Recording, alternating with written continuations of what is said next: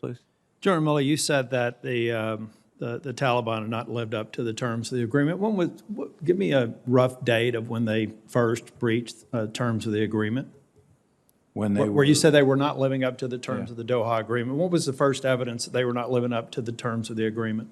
Yeah, the memo signed 29 February, so through this, really the fighting season of the summer of 20, one of the requirements, for example. Okay, so more than a year ago. Absolutely. Okay. Sure. I don't buy the idea that this president was bound by a decision made by a prior president. This was not a treaty. And it was clearly an agreement where the Taliban were not living up to it. This president, President Biden, could have come in, reasserted conditions, and completely changed the timeline.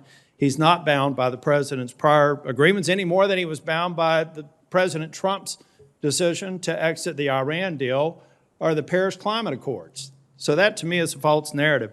I also have to say that this president moving forward with a failed construct has cost American lives, or has cost lives of North Carolinians. We're working on a case with an SIV holder who had a sister who worked for an NGO, Save the Children, and a father who was in the Afghan police force.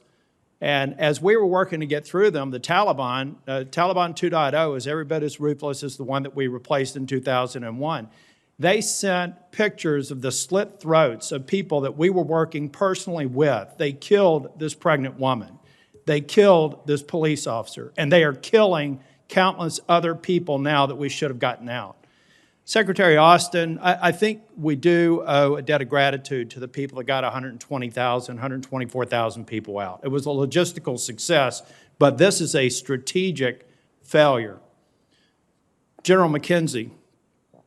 General Miller said 2,500. I've heard you and General Milley also say you agreed with the idea. You personally agreed. You didn't necessarily say that you recommended to the president the 2,500. I understood from General Milley or General Miller that there was a broader context within that recommendation. There were 2,500 fighters, U.S. fighters, but I understand almost 5,000 NATO allies or 5,000 others that were willing to remain on the ground, and as General Miller said, keep the hand on the shoulder of the Afghan National Forces so that we could have a counter to the Taliban. Is that correct, that it was bigger than that? It was in probably the 7,000 range? Senator, you're correct. Yeah. Our NATO allies would have been on board for And also a CIA presence with bases out there for human intelligence to help us be more precise, more exquisite with the execution of whatever operations we had on the ground? That is correct, Senator. Okay.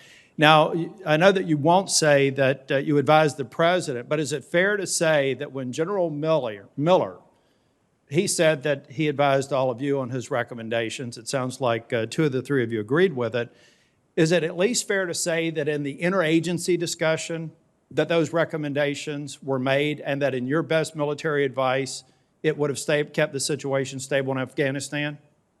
Well, I've stated consistently that my position was if you go below 2,500, you're going to look at a collapse of the Afghan military. I did not foresee it to be days. I thought it would take months, but the rest of the ecosystem would go out with it too. Okay. The NATO partners are going to leave, the interagency is going to leave, and you're going to leave the Afghans by themselves. Did any of you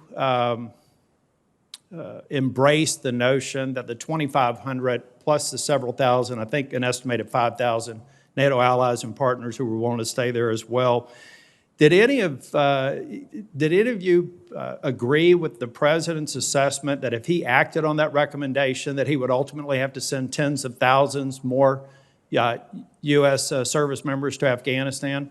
That if we held that one, that it would ultimately just delay the day where we would be back to 100,000 or 50,000 U.S. forces in Afghanistan? So, Senator, these discussions were occurring in January, February, March. They're separate from the late August discussion, so I want to make that point. But in your best military judgment, do you believe that the recommendations that General Miller put forth, with some 2,500, and I think General Milley said maybe flex up to 3,500, do you believe that that would have sown the seeds for ultimately having to send tens of thousands of U.S. service members back to Afghanistan, Senator, as the president has said publicly? Senator, I believe there was a risk you would incur increasing attacks by the Taliban. That was a risk with holding at 2,500. That was a very clear risk. But I'll tell you, Senator, I'm really humbled recently by my ability to deduce what the Taliban would or would not do, so I think it's hard to know.